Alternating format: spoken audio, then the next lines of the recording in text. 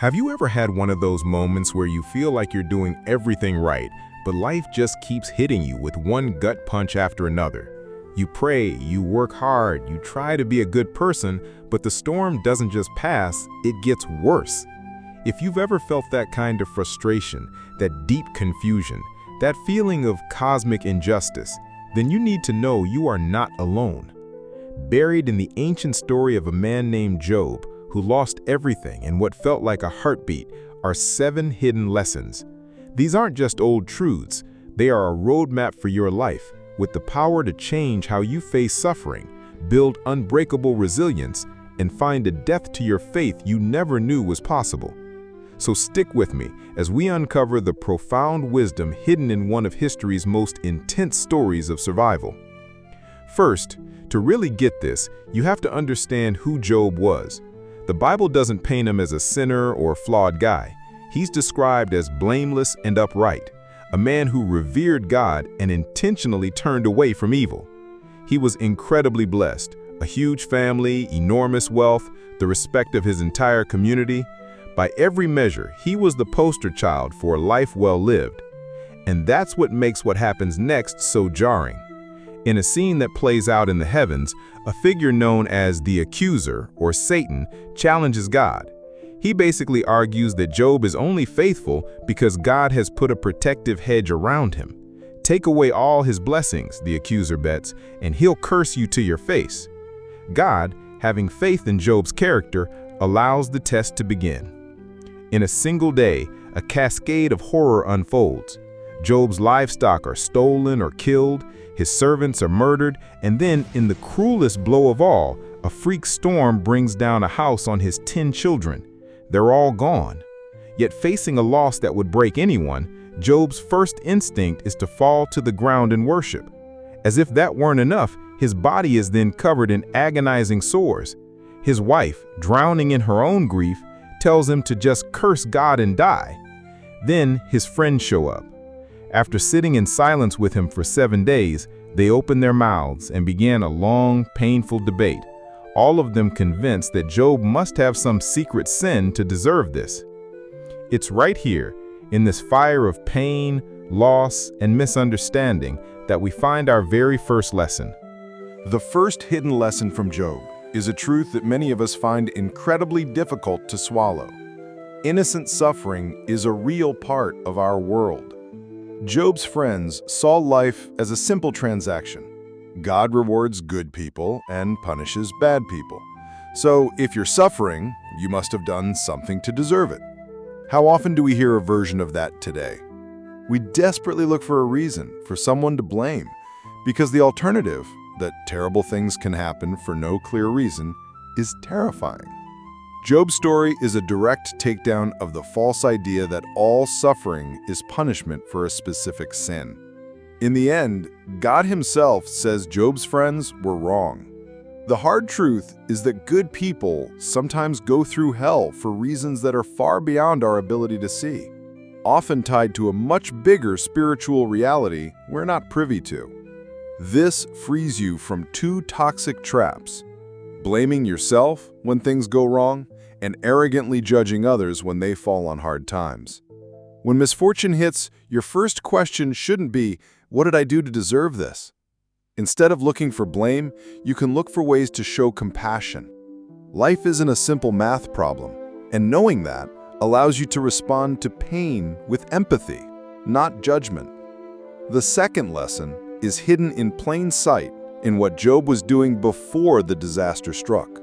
His incredible resilience wasn't created in the middle of the crisis, it was built over a lifetime of faithfulness. The Bible tells us he was a man of integrity and consistently worshiped, not just for himself, but for his family.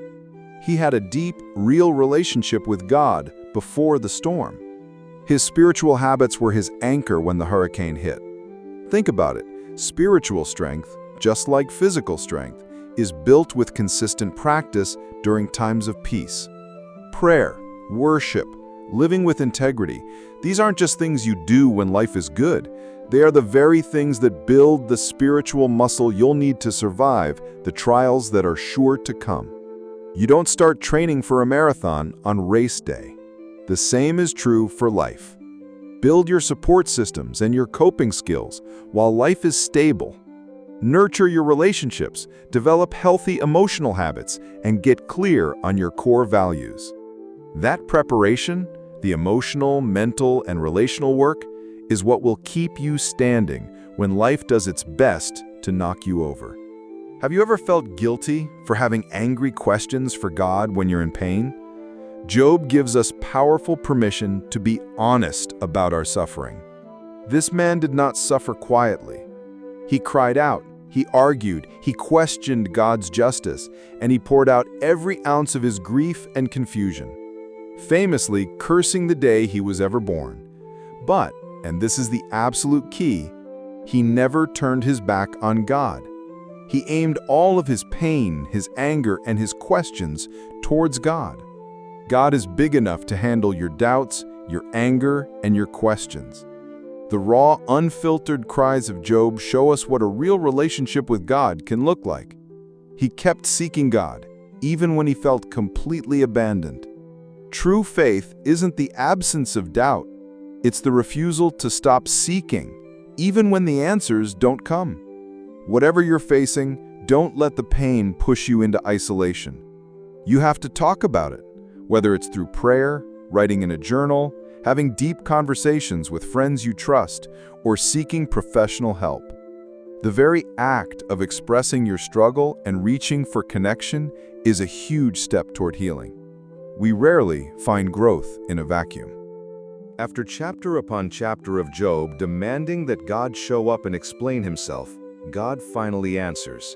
But he doesn't give Job the neat, tidy explanation he wanted. Instead, God speaks from a whirlwind, unleashing a flood of questions that instantly puts human understanding in its place. Where were you when I laid the foundation of the earth? Have you ever commanded the morning to appear? Can you bind the beautiful Pleiades or loose the cords of Orion? The point here isn't to bully Job into submission. It's to reveal the massive gap between God's wisdom and our limited human perspective. Job finally learns true humility. He realizes he can't possibly understand the full scope of God's work in the universe. He learns to trust God's character, even when he can't understand God's actions. You have to get comfortable with not having all the answers. Life is full of things that are way beyond our control and sometimes beyond our comprehension. When you can approach life with humility and a willingness to learn, instead of a desperate need to have it all figured out, you'll find it dramatically reduces your anxiety. There is incredible wisdom in simply knowing what you don't know. And that leads us right to our fifth lesson, which completely redefines what it means to be wise. Job and his friends spent the whole book trying to find the logical reason why this was happening. They were searching for an answer. But God's response shows them that true wisdom isn't about knowing the why behind everything. Wisdom isn't about collecting explanations for what God does. It's about getting a deeper understanding of who God is. Job starts out as a man who thinks he understands the rules of the game. He ends as a man who stands in awe of the one who created the game.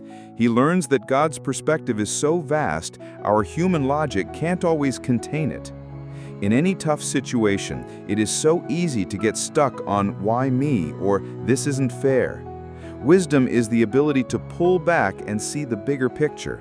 Instead of obsessing over the injustice of the immediate problem, focus on gaining a wider view.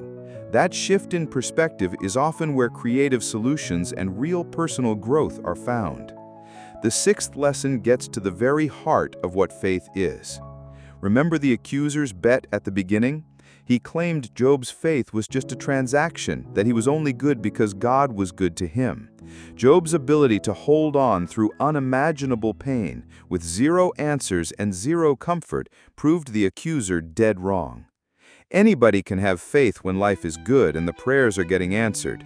Real battle-tested faith is proven when you keep trusting in the silence, in the darkness, and in the confusion. It's about being faithful not because of the outcome, but because of who God is. Job's commitment, even when he felt God was a million miles away, is the blueprint for authentic faith. Your true character isn't defined by how you behave when things are easy. It's forged when you stay true to your values when it's hard. Being consistent and holding on to your principles, especially when it's painful or confusing, is what builds an unshakable character and earns you genuine respect. After Job humbles himself before God, the story takes one final, beautiful turn. God restores everything Job lost, and more. He's given twice the wealth he had before. His health is renewed, and he is blessed with a new family. The end of Job's story is a powerful promise that even after the deepest loss, renewal and hope are always possible. This restoration isn't some kind of simple payment for his suffering. It's a picture of God's restorative nature and a reminder that faithfulness, even through the darkest valley, can lead to a new dawn. It's an assurance that suffering never gets the final word. No matter how bad the setback is, recovery is possible. Hard seasons don't last forever. You have to hold on to hope and keep taking those small, forward steps toward healing and rebuilding. Even after a devastating loss, a new chapter can begin, with new opportunities and new relationships. Don't let one season of pain convince you that your story is over. In the end, the book of Job doesn't give us a simple answer to the age-old question, why do we suffer? It gives us something so much more valuable, a guide for how to endure it. We learn that pain can strike without a clear reason, and our first response should always be compassion. We see the importance of building our strength before the storm arrives.